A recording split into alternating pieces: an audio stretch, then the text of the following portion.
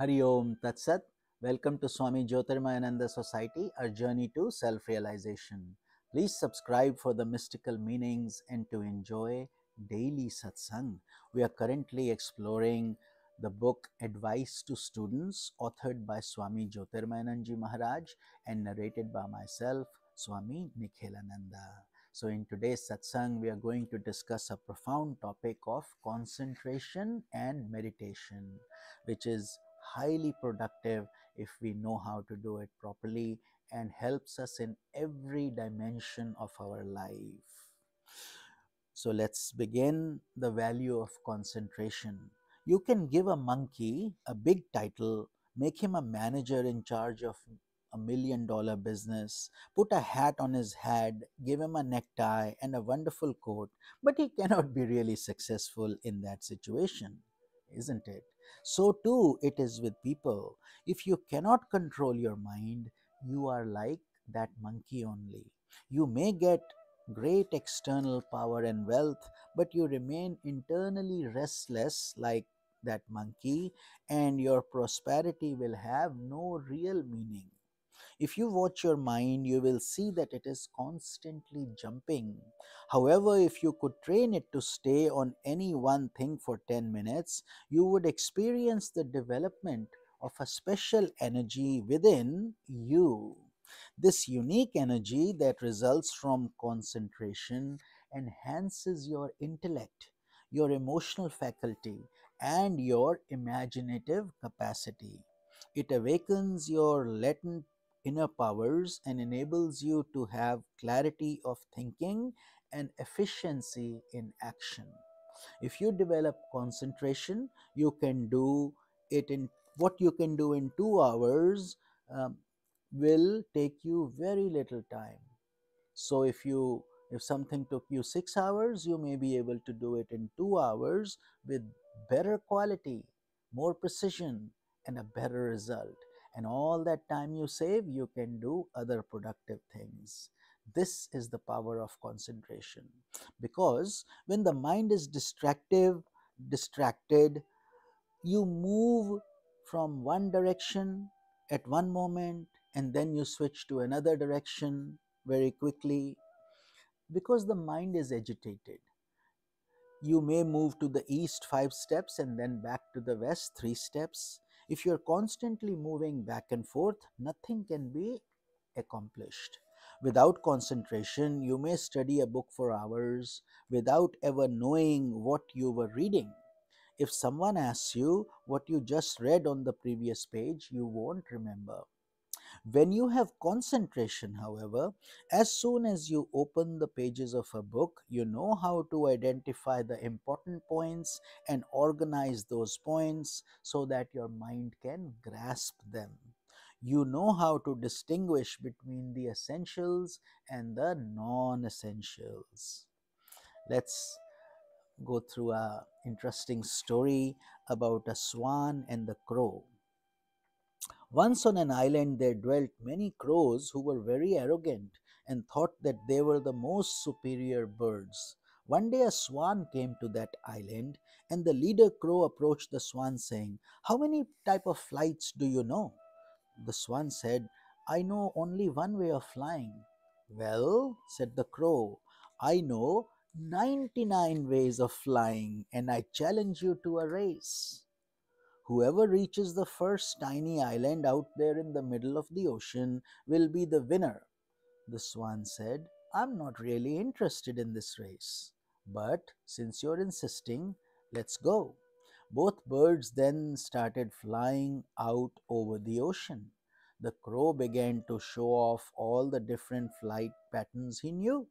He went straight up, he went in a spiral, he flew at right angles, he made zigzag patterns, etc. But in a short time, while he became exhausted, and then he started sinking in the water. The swan, who was flying forward with simple, graceful movements, looked back and saw the crow collapsing. Having compassion for the unfortunate bird, he swooped down and picked him up, balanced him on his back, and brought him back to the shore.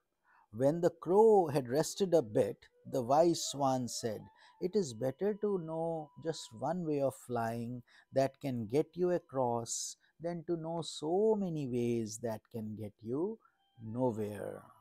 When you are distracted, you are like that crow. You come up with so many projects, but you do not fully succeed in any of them. But when you have concentration, you are like the swan who will be successful in whatever project you undertake.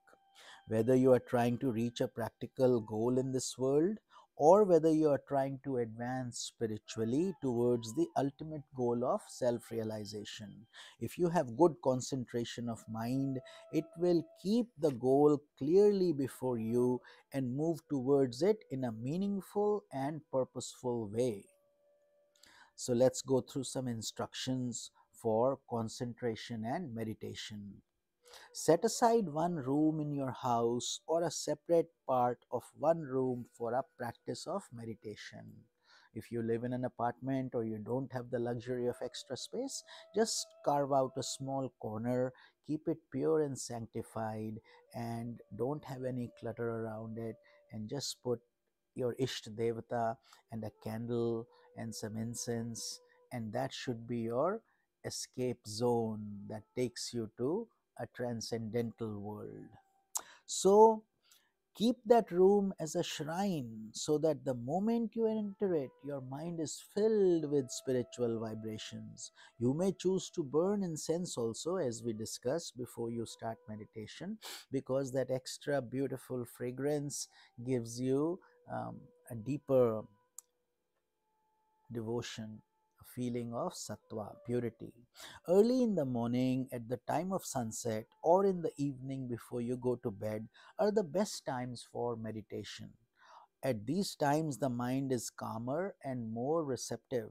The atmosphere is serene and laden with spiritual vibrations. Practice meditation for 5 minutes to start with, then increase your time to 10 or 15 or 30 minutes daily, and if you get advanced, perhaps 1 hour daily if you can take out the time. It will be very productive for your um, daily routine, and you will find that bliss and nectar within. Be very regular in your practice and do not be disheartened if you do not seem to be succeeding in the beginning. Every time you try to meditate, fresh grooves are being cut in your unconscious mind to replace the old grooves based on a mental distraction. So, this is a gradual process. We need lots of patience. So, start with any time you can devote, even if it's 5 to 10 minutes daily. Eventually, these grooves of meditation will allow you to enter into a meditative state without much difficulty. Try to maintain the serene and sublime feeling of meditation even during the active hours of your day. Let this feeling continue to flow on like the silvery stream in the Himalayas. Let's think of some exercises in concentration and meditation. Meditation begins with concentration, focusing on one idea so that the mind doesn't constantly jump around. As your mind becomes more and more still, your concentration automatically becomes meditation. The effortless and continuous flow of mind towards a single object or a central thought. Concentrate on a concrete object.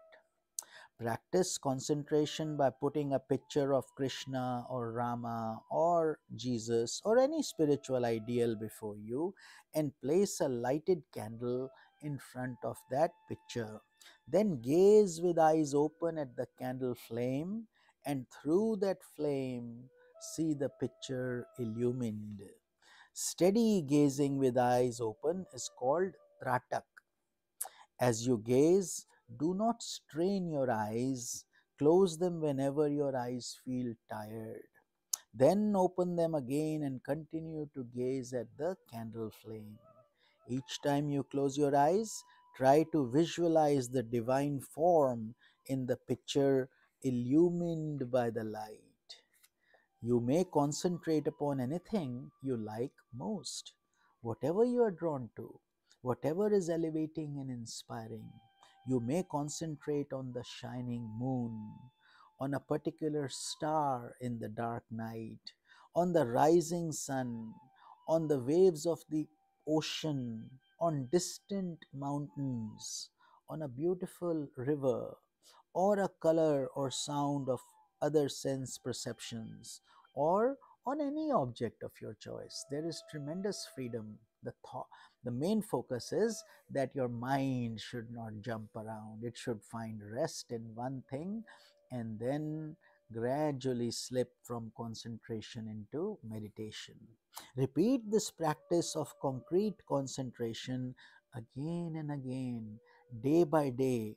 It will relax your mind and help train it for more advanced methods of concentration and meditation. So I hope you are enjoying these daily satsangs, these profound videos um, created by our divine master, the enlightened master Swami Jyotirmayananda Maharaj.